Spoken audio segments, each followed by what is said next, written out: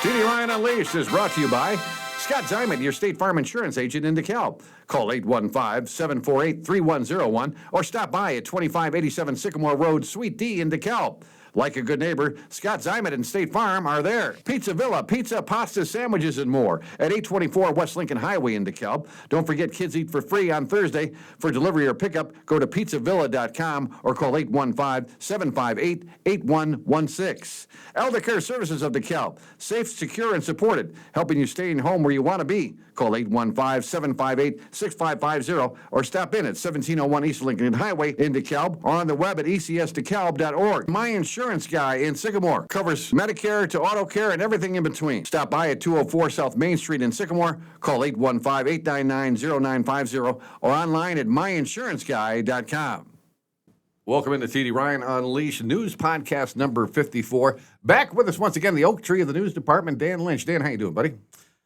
Summertime and the living is easy. Yeah, if only that were true, you know? That would be great. We were just talking about your kids' schedule, Dan, of course, with 6 kids there, and I was telling him about my grandson who's obsessed with soccer and plays year-round in various parts of the Midwest. And you turned to me and he said, it wasn't like this when I was a kid, but I don't think we were. I think what I call it, overscheduled. The kids are just overscheduled these days. True, yeah. For us, a lot of youth group activities, piano, karate, we were talking about that. We just had our friend from the DeKalb Park District, Shannon Marbett, will be our podcast next week, and he teaches karate. And your kids how many of your kids have taken karate? 3 of them. Okay. And Shannon's great. Yes. Yeah. I love the mental aspect as well as the physical when it comes to that. But kudos to him. Again, if you're looking to take some karate, look up the DeKalb Park District, and Shannon Marbett's the guy you want. Let's take a look at the news now that the newsman is back. I brought to you by your friends at the Junction Eating Place. Don't forget the Junction Eating Place. They've been there since 1969. All kinds of wonderful food there. Call ahead with your order, 815-758-5441, 815-758-5441, or stop in at 816 West Lincoln Highway in DeKalb. Also, they do catering as well. Takis to go DeKalb. Go to takis2go.dekalb.com. All kinds of wonderful food, 24-hour catering service, 815-739-7146. Well, Big Brother is watching, Dan. As you know, a lot of people concerned about license plates readers. Now, we were still back at the radio station back in the day. I remember we had Chief Winters in from Sycamore and Chief Bird about DeKalb talking about the importance of the license plate readers and what they do. A lot of people are concerned about their personal information being shared. But you and I were talking off the air. If you get on the tollway, right, boom, they're taking a picture of your license plate. The crime rate is so high in this country, you can forget about civil liberties. You can forget about it. I mean, these big cities, they have 600 murders a year and more. I remember when Houston had 600 murders, and that was a big deal. Now it's nothing. Well, we just had 5 again in Chicago, I think, over the weekend with 46 shootings.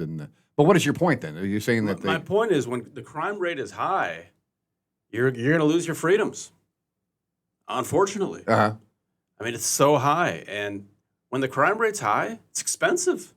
It is. I mean, you look at the dollar, you follow the money, as they say, and it really costs a lot of money to prosecute. And then I guess we have more people in prison than any other country in the world, right? That's one of our claims to fame. When I researched it, Russia was number 1. Oh, Russia, the okay. USA was number 2.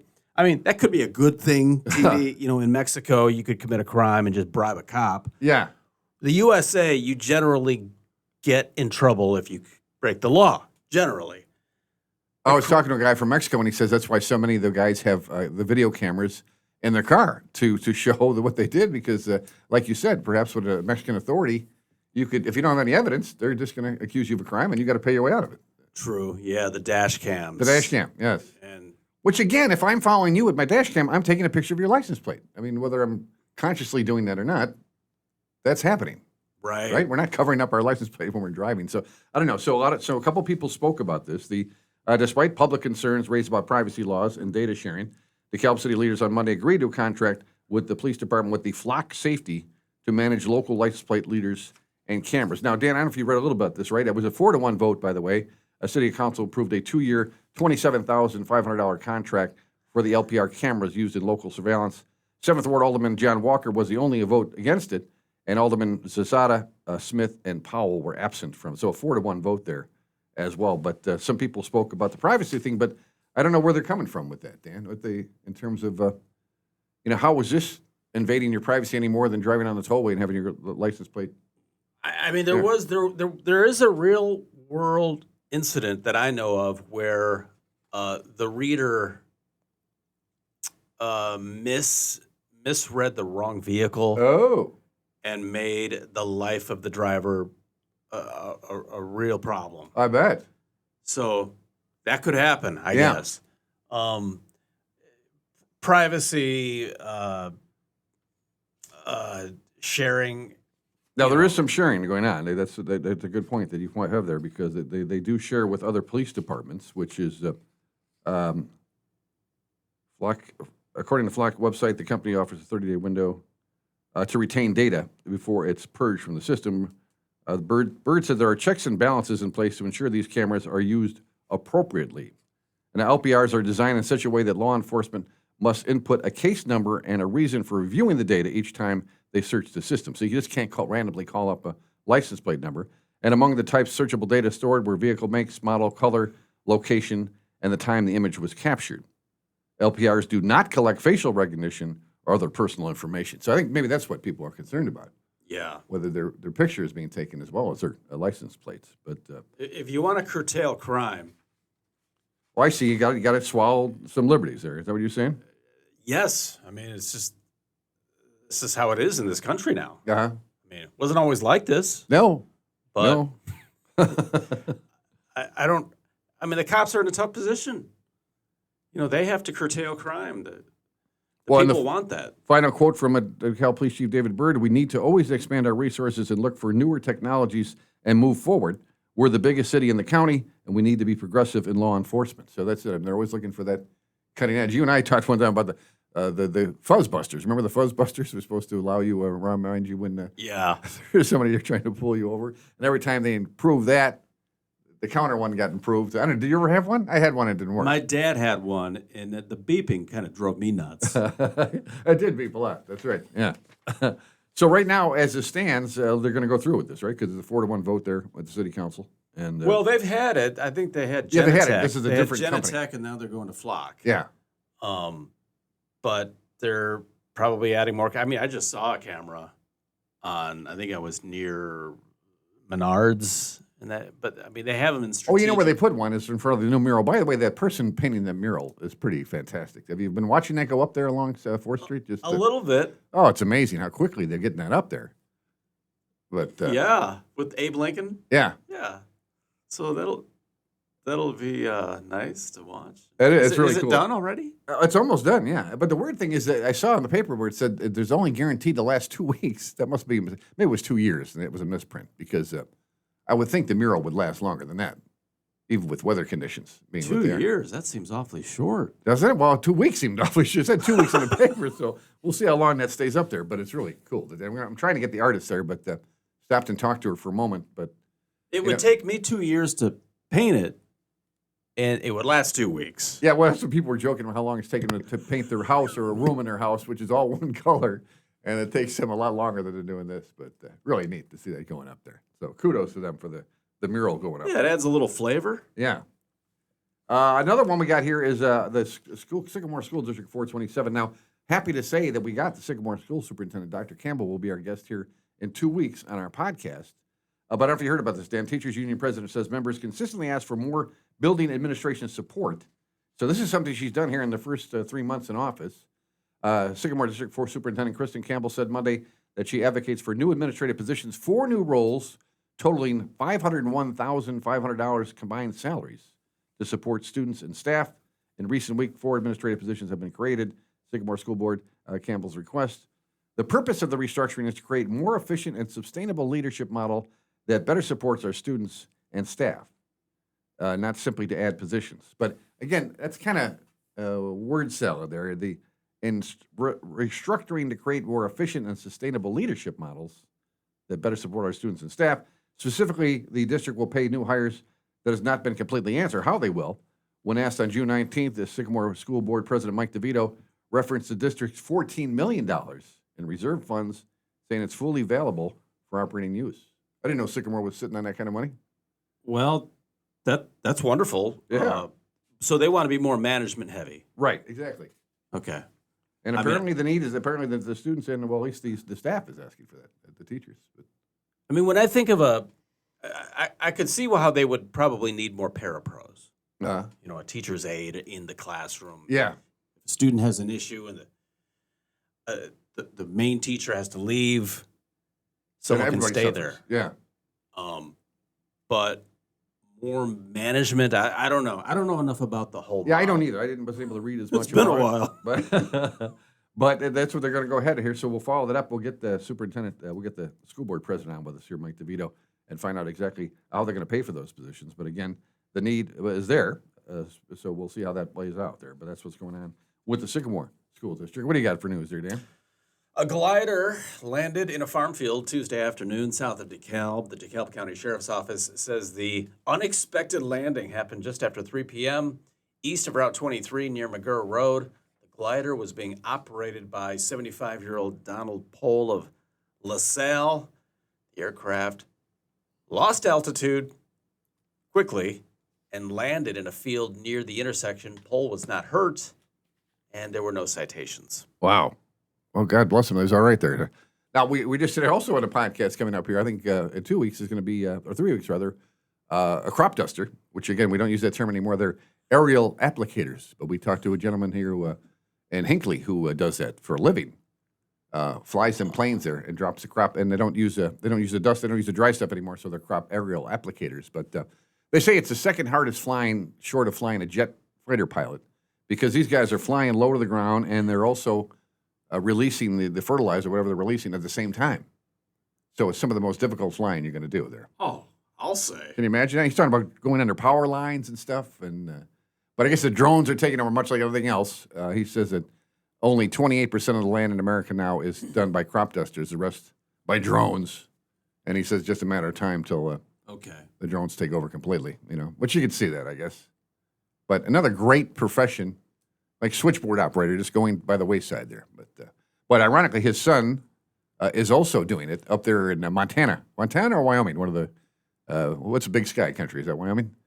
But a lot more crop dusting going on up there. So, well, I don't see a whole lot of people in line to do that. No, that's the other living. thing. I think there's 2,300 some in the whole United States, actual guys that can fly that and do that. And so his son to take that over, that's really something, because he knows it's kind of a dying business, but there's enough work to keep it going there.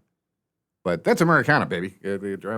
Now, did you ever see one of those planes? I remember watching one as a kid, and the angles he was flying at. I mean, it was fantastic to watch. It really was. It was like a free air show. This little road, they were right over the road, just right there. It's amazing. So we'll be looking for that one. Looking forward to that interview. The Big Lake Project. Everything's got to have these nicknames. The DeKalb panels offer initial support for the Big Lake Project, which could bring 150 to 300 jobs. So they're considering that at their DeKalb County Commission, charged with reviewing and planning. They gave the initial support for Project Big Lakes, a development being proposed on behalf of an unnamed company, which I guess is pretty common, Dan, because the company's probably going to other places, and so they don't want their name, being associated with this new project. So they give this. Remember we had Project X here and some other weird nickname that they use. Right. But this is Project Big Lakes.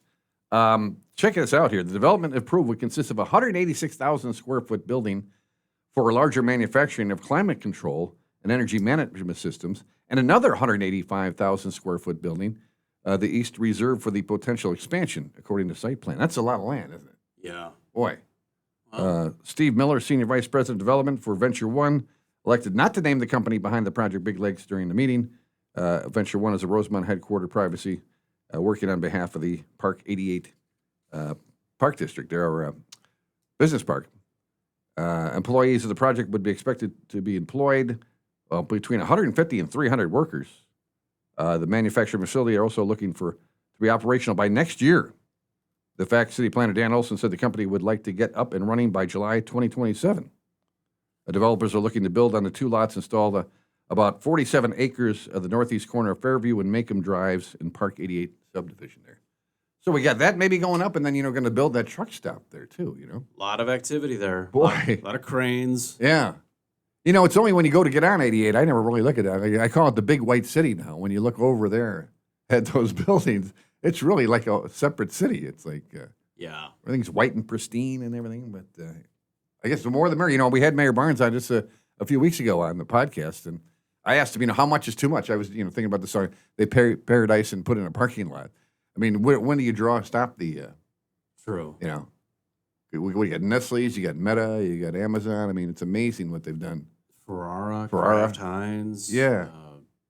Just in such a short period of time. Annexing like crazy going on. I mean, Yeah. DeKalb proper is getting bigger. Right. Yeah, and this gas station, that'll be incorporated into DeKalb as well. So, now, fascinating. Oh, what else you got? You got another one?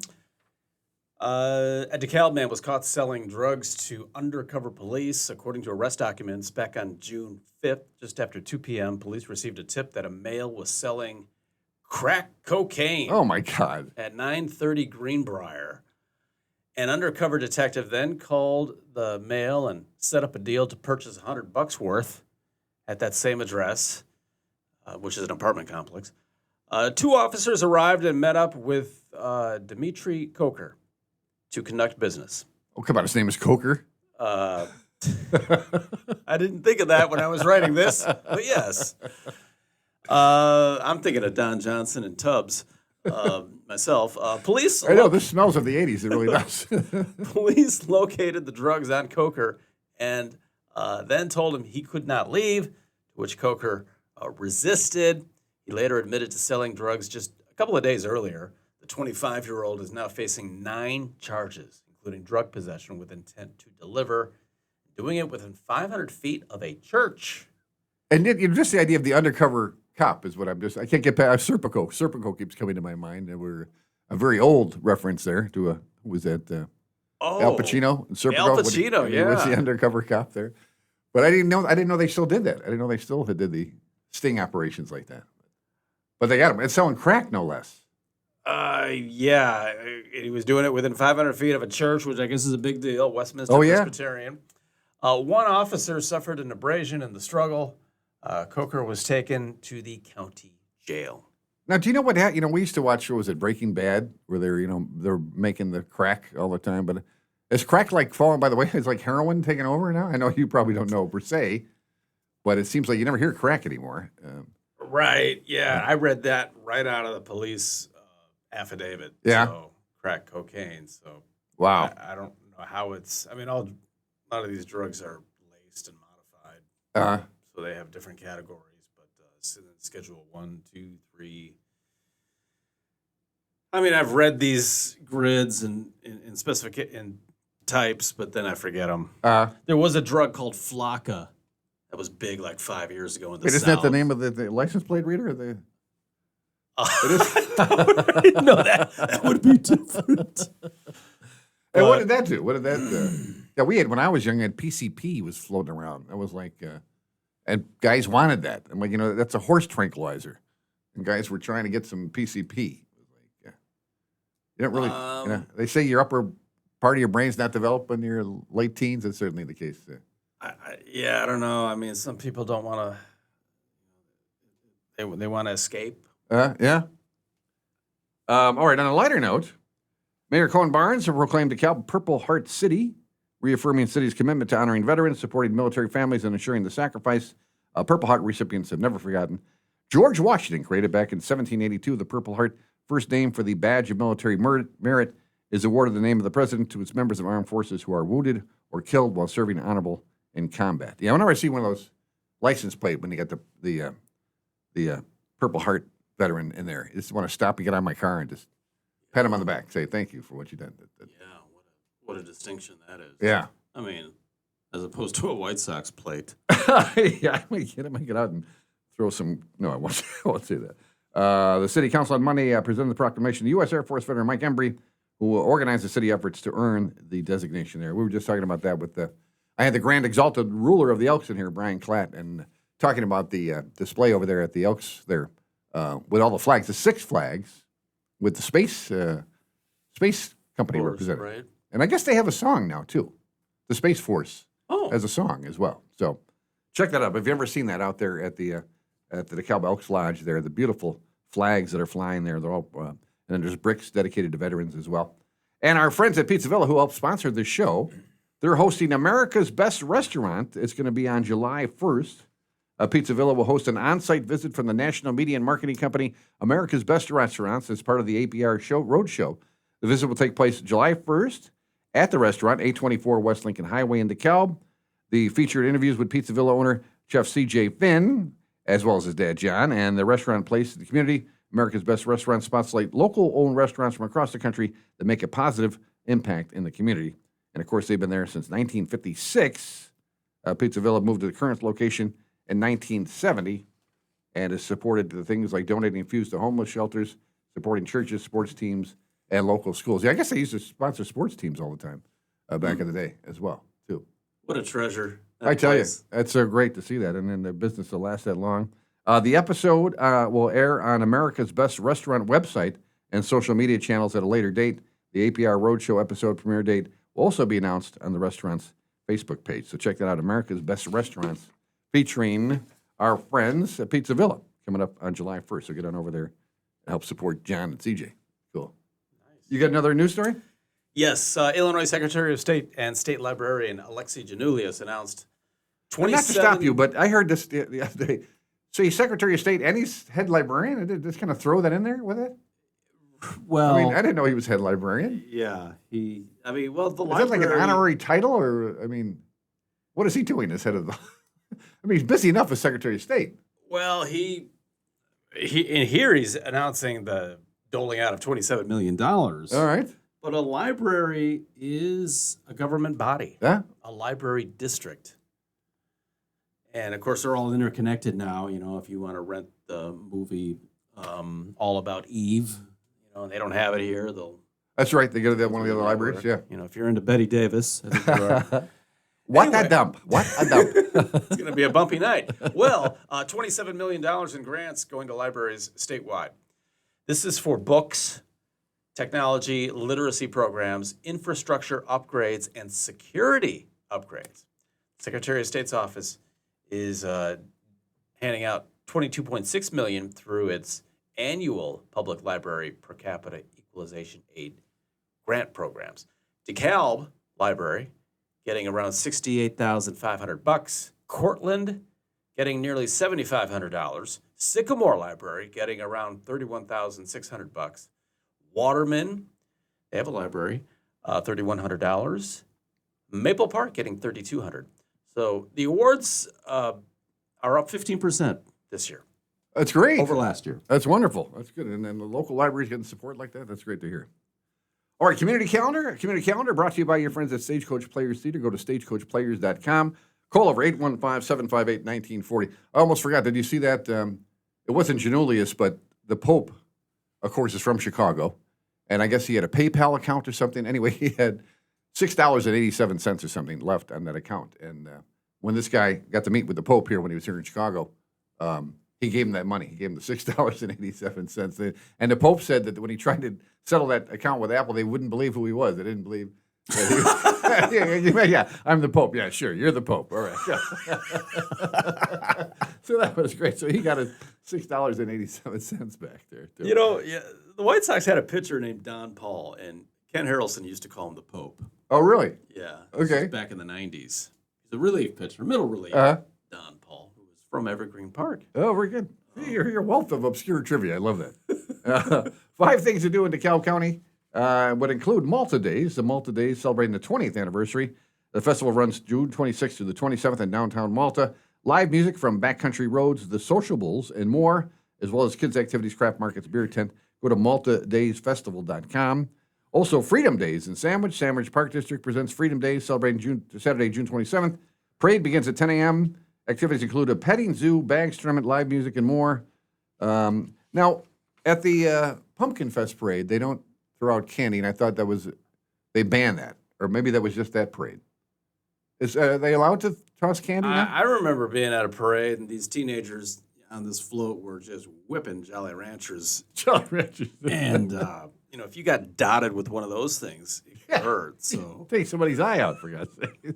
Rocky Horror Picture Show, which I never experienced, but it's coming this Friday night at, the Egyptian Theater, featuring live shadow show from 8 p.m. to Friday night. For folks who don't know, that shadow show means people actually literally get up on the stage and act out different parts of the play. I had a roommate that went all the time, made toast. Apparently, at one point in the movie, you throw toast up in the air. So he would always be making toast to bring to the Rocky Horror Picture Show. Did you ever experience that whole thing? I'm not familiar with that subculture, but that's really popular. It really is, and it's been around for a long time. So, again, if you are in that subculture, Friday night, the Egyptian Theater is where you want to be. Movie in Chamberlain Park. I love the movies outdoor, enjoying Zootopia at 8:30 p.m. June 27th in Chamberlain Park there in Genoa. And finally, Good Times for All at the Hinckley Good Times for All Festival, Saturday, June 27th from 4:30 to 7 p.m. Boy, talk about stuff to do in your own neighborhood here. You got 3 festivals going on here, plus some movies in the park as well. Really can't go wrong with that. And also biking with Beansie. We just had Bill Finucane here reminding us that coming up here, which all of a sudden is not that far away, Sunday, July 12th, will be the Kishwaukee DeKalb Kiwanis Biking with Beansie.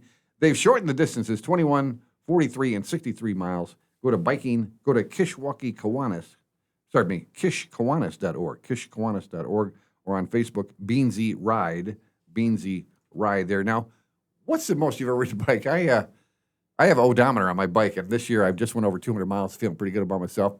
And I watched a story about the guy who wrote the entire length of Route 66. He was averaging 200 miles a day. He was averaging 200 miles a day on Route 66. You can imagine that. The guy did the whole thing, rode from. And again, if I see one more person comment about the Golden Gate Bridge being on the mural that we were just talking about there on 4th Street, it's not, he goes, does the Golden Gate Bridge go over the Kishwaukee River, or since when is the Golden Gate Bridge in DeKalb? It's because it represents beginning in New York and going all the way to San Francisco, where the Golden Gate Bridge is. So the Lincoln Highway goes from one end of the country to the other, and so therefore the Golden Gate Bridge represents the other, and Times Square is represented in the first part there. So okay, I don't know why people can't grasp it. I just watched it again. Some Facebook comments yesterday. Why is the Golden Gate Bridge? Does that go over the Kishwaukee River?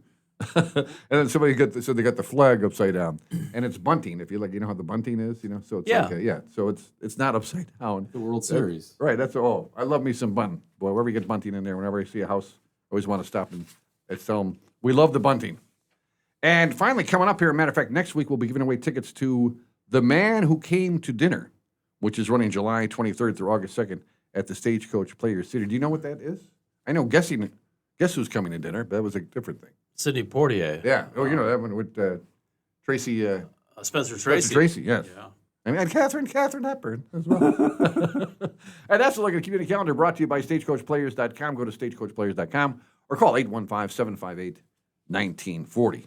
Now, sports, I'm very happy to say the young man that we had on as one of our podcasts there, Cole Latimer. Of course, his dad is the coach of the DeKalb baseball team. He has been named Baseball Player of the Year by the Daily Chronicle. Cole Latimer, let's look at his numbers here. The senior center fielder, as I mentioned, will play 2 sports at NIU, football and baseball. I still can't believe he's taking that on, Dan. You know, if he didn't have to, and sorry for the interruption, we were talking about Cole Latimer and the fact that he's going to play 2 sports at NIU in the fall, there, football and baseball. And again, and then try to get education in between there. But I guess he's talked to the football coach and the baseball coach because, you kind of train differently for those 2 sports. Now, he was a quarterback in high school. I don't know if he's going to play that. Because often you see that, right? A high school player, a good athlete, they'll put him a wide receiver or something, or defensive back. Yeah, well, college coaching is a very, they kind of steer you into or switch positions. Right. Because they'll know what you're better at. And they'll whip you into shape, and I'm sure they go over their diet. Who was it not too long ago? Quarterback, then played wide receiver as well. Kind of switched him back and forth. At NIU? No, just a pro. I'm trying to remember who was.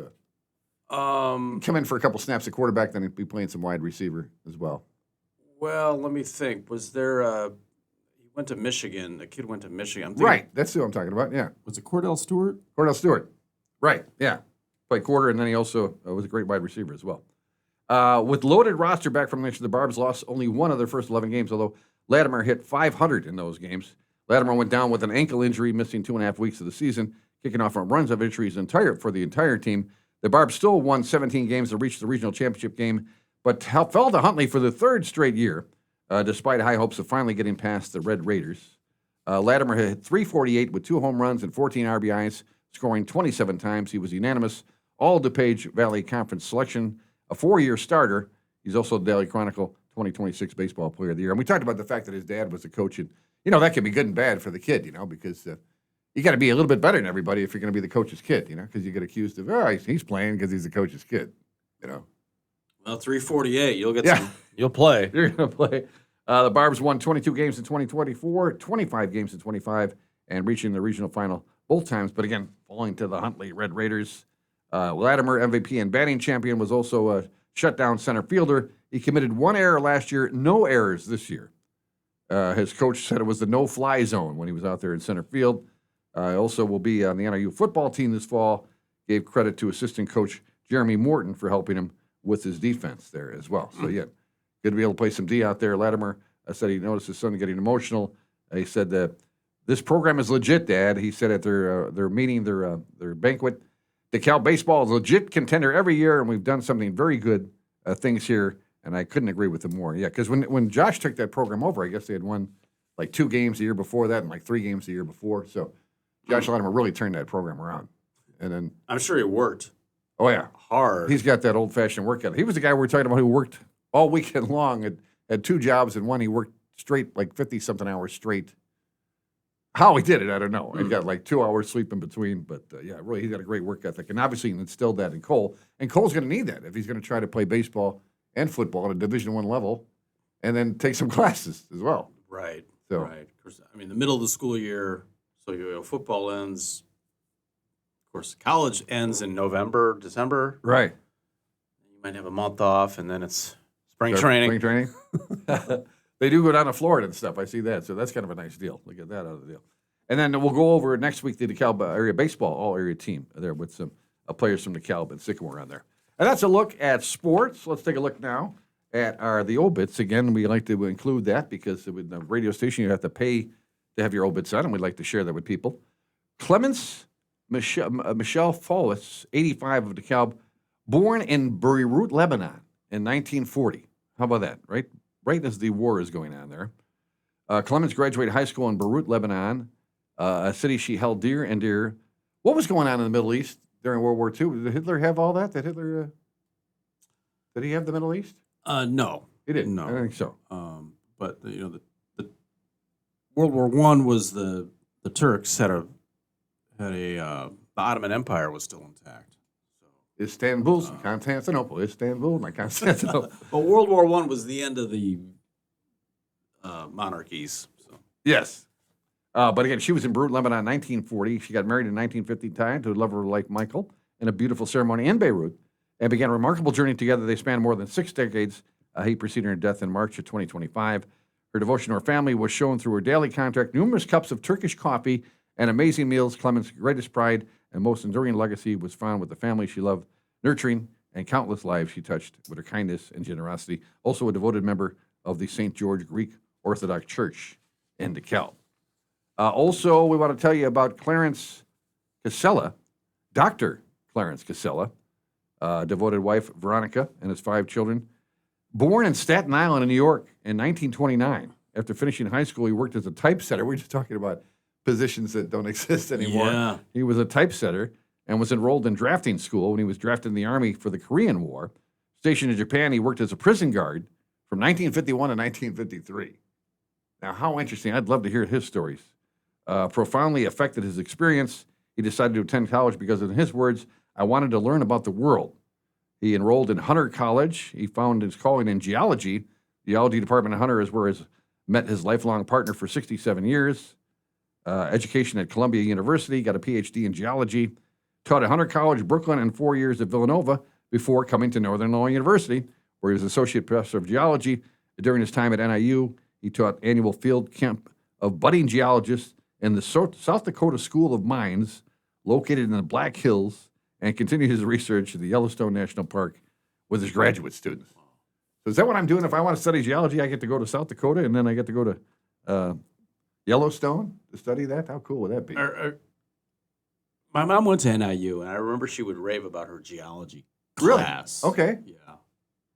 She found it interesting. Like rocks. Yeah. They filter water naturally, He loved the reading. It was so great after his retirement. He joined the Board of Trustees of the DeKalb Public Library, where we're recording this right now, to play an important role in the library's expansion project, One of his favorite pastimes was taking long walks in nature alone with his family, passing along a sense of wonder for the natural world for his children and his grandchildren. How great is that? And I thought we had one more. Yeah, we do. Gene Dice, you may know him. Gene Dice, born in DeKalb 1936, grew up in DeKalb and Sycamore, graduated DeKalb High School in 1955. Gene was in the Navy, was a helicopter sonar man. Do you know what that is? Served as a helicopter sonar flying off the USS Hornet in Yorktown. So those are aircraft carriers, right? So he was a helicopter sonar man. Wow. Is he up in the helicopter there? Or is he, or do you know? I don't know. Yeah, I'm not sure. Gene was very patriotic, proud of his military service, that of his fathers and brothers as well. Stationed in San Diego, California, he met Margaret in August of 1959, engaged in 59 and married in 1960. Gene discharged from the Navy, and they moved to Sycamore, where they raised 3 children. He owned and operated the Illini Security Systems. Now, my wife's store, Becky Beck's Jewelry Store, he was their security guy. Okay. And pretty much had cornered the market here. I don't know where else in the DeKalb Sycamore you get the Illini Security Systems. Worked as market for 36 years. He loved music and dancing, fishing, played hockey until he was 60. Gene also loved animals, enjoyed training their dogs, natural storyteller, and a gift for making people smile. His great appreciation for his Norwegian heritage and a devoted student of history, he enjoyed sharing stories and remembering the stories of others as well. So how neat is that? Also a DeKalb Rotary Club member, he served as president, was a Paul Harris Fellow. Do you know what a Paul Harris Fellow is? No, but it's a distinction at a university, probably? I think so. And he had 34 years of perfect attendance with the DeKalb County Shrine Club, also with DeKalb Masonic Lodge, number 144, where he was a Master Mason, serving for 50 years, and a life member of the American Legion Post 66, DeKalb Elks, Sycamore Moose, and the Illinois Sheriff Association. Gene knew no strangers and was friends to many. So how cool is that? So you can be in the Masonic Lodge as well as being Elk, and because I was trying to Brian Klatt, the Grand Exalted leader of the Elks, is also a Freemason as well. Right. Yeah. I mean, what would you be? Are you in any clubs and all? What would you be? My wife's a Rotarian, but I never actually joined. I'm a Knight of Columbus. That's about it. Okay. Yeah. I mean, I think I had a buddy try to get me to join the Eagles. The Eagles? Lodge. That was... I never heard of the Eagles. What do they do? Like the Moose or the Elks. Okay. Yeah. Well, let's take a look at the old birthday and anniversary list brought to you by your friends at the DeKalb County History Center. Remember, those that don't learn from history are doomed to repeat it. Check them out there at DeKalbCountyHistoryCenter.org, DeKalbCountyHistoryCenter.org. Birthdays we got coming up. Just one, Candace, Reynolds is having a birthday today. So it's too late for that one, but we'll get birthdays coming up here in July. You got anything going on at the end of June here or beginning of July? July. Right, Uncle Sam's birthday? Let's see, my son, who's my son, Blaze, July 5th, or I'm sorry, July 11th. Okay. Sorry. And that's Little Blaze. What's it going to be, 3? 2? Yeah. 3. Yeah. All right. That's Little Blaze. We saw Blaze as a little baby back in the day. On this date in history, DeKalb County's most notable World War I unit was called to service on June 28, 1917. You're just talking about World War I. A company of 3rd Illinois Infantry, which later became part of the 129th Infantry and the famous Prairie Division, the 33rd Division. They served in France. The 129th Infantry captured more than 800 German soldiers, suffered 1,445 casualties, and at one time was under fire for 42 consecutive days. Good Lord. After the war, they were discharged at the Camp Grant located in Rockford. Now, Don Shue, I don't know if you ever met him, World War II veteran, really great guy. Used to be a police officer here in town. Used to, when they did Man in the Street, at WLBK did Man in the Street, he was the police guard. But he also liberated Auschwitz, the concentration camp, and he talked about the smell, how he never will ever forget that smell of the concentration camp. And these anemic people, that they couldn't give them, they were starving, but they couldn't give them a lot of food. They could only give them a little food at a time because your body just pretty much shuts down, I guess, So you can only take a little bit of food. But he talked about that. And just an amazing guy, what he went through. Don Shue, just a very, when they went around and talked to the kids all the time there as well. In June 1924, the first county veterinarian was appointed to begin the job of preventing and treating many diseases afflicted by the livestock in DeKalb County, especially tuberculosis. Cows can get tuberculosis? I didn't know that. Mm. In July 1924, Dr. Oberlittner began his work and served until 1929. And Kishwaukee Amateur Radio Club hosted ham radio operators for their annual field day contest on June 26, 1976. Club members met at the early morning at Katz Park to conduct a 24-hour demonstration of their ability to handle communications under emergency conditions. Operators, using self-powered portable stations, attempted to contact them and many other stations in the nation as they could within an allotted time span. Now, that sounds funny then, even 1976, but I mean, like in the 50s and 60s, it was pretty important stuff, right? They have people that... And it still is. I mean, God forbid there's a, EMP or something and all the internet's down and... We don't know what we do, right? The only way to communicate is ham radio. Yeah. So it's very. I know ham operator. It's very important, like you said. If push came to shove, that's what we're reliant on, right? To share information in any way. Yeah. Now, I'm sure, like places where there's a hurricane, maybe in Argentina right now after those 2 major earthquakes. Or Venezuela, yeah. Or I'm sorry, Venezuela. Yeah. There are isolated times when you need that. Yeah, that's great. God bless these people for doing it too. And I also know a guy who does the. There's also the American, I forget what it's called, the Civil Air Patrol, which during World War II, volunteer pilots would volunteer to go up and, especially on the West Coast, I guess. They were always worried about and I guess they banned flights at one point on the West Coast. They're worried about the Japanese Empire? Yeah. Remember that terrible movie, 1941, Steven Spielberg? Just an awful movie. It was about when the Japanese attacked. Apparently, at one point, Japan did lob a some kind of bomb on the West Coast. Did you ever hear that? It was a Japanese. I think it was a submarine. I don't know. Maybe that was in Tora Tora Tora, but that was the movie I saw. Okay, no, this was a comedy.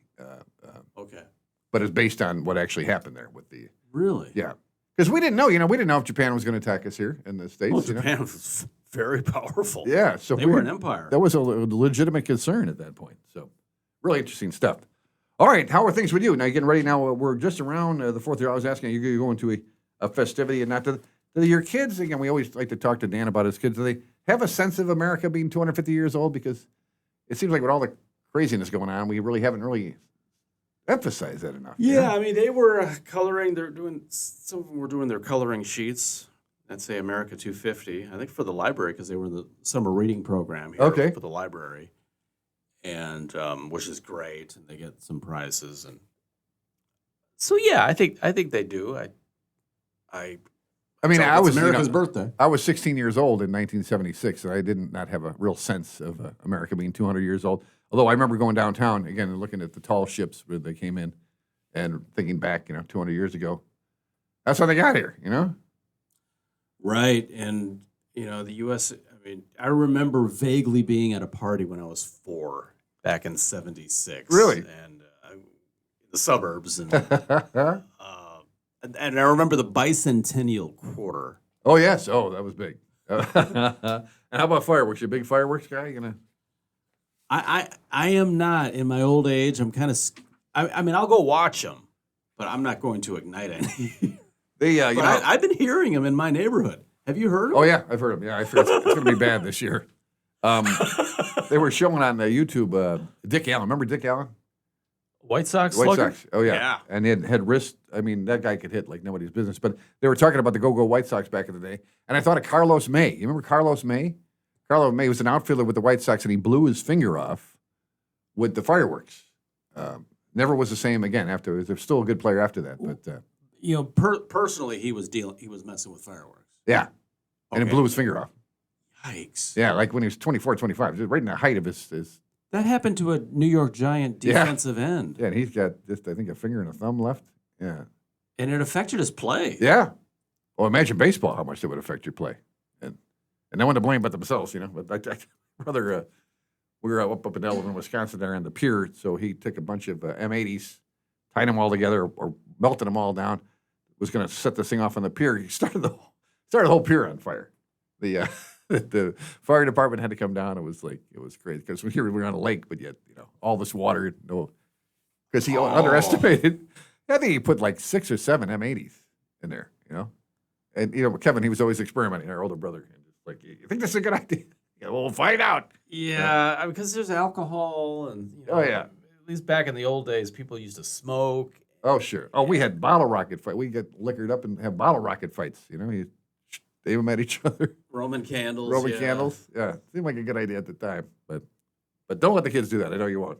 But, or I'll see you before that. We'll see you. I think our next show will be right before the 4th of July. Oh, okay. Yeah, so we'll get to enjoy that. All right, thanks as always, Dan. Again, a big thanks to our sponsors. Bigger thanks to my nephew, Michael Davis, for making this happen. We appreciate it, Michael. And that's TD Ryan Unleashed News Podcast number 54.